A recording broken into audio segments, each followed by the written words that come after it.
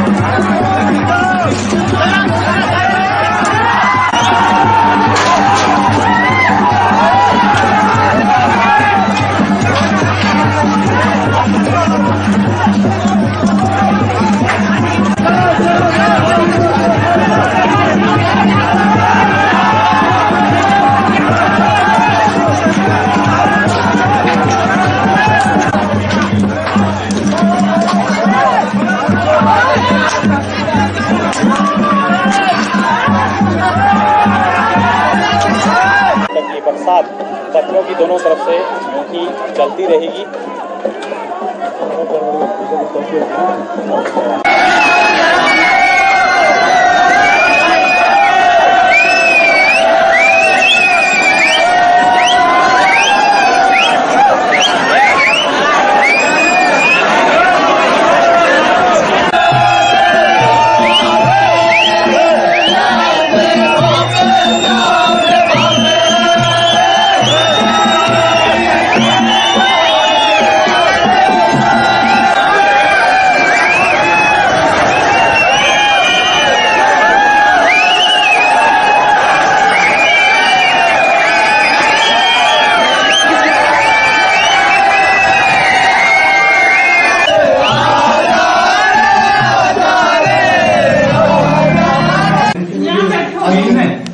भैया यहाँ आ जाओ।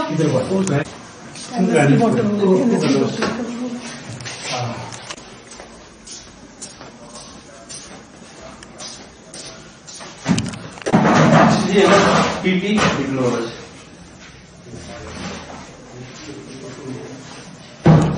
अभी रुक लेंगे 2 मिनट।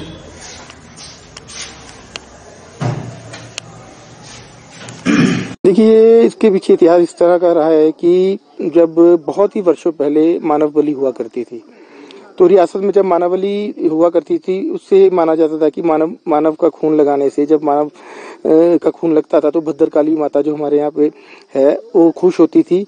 और यहाँ पे जो हमारी रियासत है, धामी रियासत है, तो उसमें खुशहाली आती थी, महामारी नहीं फैलती थी। तो इस तरह की मान्यता मानी जाती है।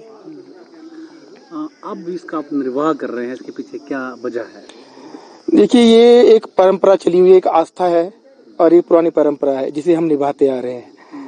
तो पहले हमारे बुजुर्ग भी निभाते थे इसको, उसके बाद उससे पहले भी हमारे बुजुर्गों ने किया, अब हम लोग निभा रहे हैं। और अब हम चाहते हैं कि ये परंपरा आगे चलती रहे और हमारे जो आगे बच्चे हैं इसी परंपरा को निभाते रहें और ये ऐसी ही तरह ही ये पत्थर खेल चलता रहे। जो दो पक्ष होते हैं वो कौन कौन से होते हैं जो आपस में पत्थर एक दूसरे को मारते हैं? ये जो है, जब इसकी जो जानकारी है मेरे को, जब ये खेल बंद हुआ, मानवबली बंद हुई, तो एक जो रानी थी हमारे यहाँ पे, जो हमारी बुजुर्ग थी, उन्होंने सती होने से पहले, जब राजा का स्वर्गवास हुआ, सती होने से पहले उन्होंने ये मानवबली बंद कर दी, क्योंकि उसको ये ठीक नहीं लगता था कि मानव को यहाँ पे उसके बलि दी जाए। तो मानवबली बंद करते हुए उन्होंने कुछ खुंदों को इकट्ठा किया, जिसमें हमारे राज परिवार के साथ साथ कटेड़ू हैं, तुंडू है, जठौती हैं, जमोगी हैं और दगोई हैं। तो कुछ खुंदों को मिलाया इन्होंने कि आपस में आप खेल की भावना से खेल खेलेंगे इसको, और उसी तरह आप ऐसे खेलते हुए आप इसको मनाएंगे। और जब माता का जैसे मानवबली का खून लगता तो इस तरह खून लगेगा और परंपरा निभाते हुए खेल इस तरह हर वर्ष चलता रहेगा। ऐसा कोई मौका है कि ये खेल ना हुआ हो?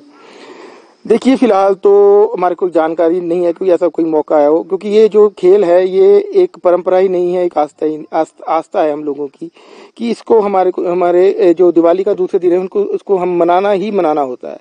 ये कहा हमारे बुजुर्गों ने हमारे को ये सिखाया था कि भी जब चाहे आपके घर में या जैसे हमारे राज परिवार में किसी के भी कोई स्वर्गवास हो जाए तो जो शव है उसको बाद में उसकी क्रियाक्रम बाद में की जाए, पहले इस मेले को निपटाया जाए।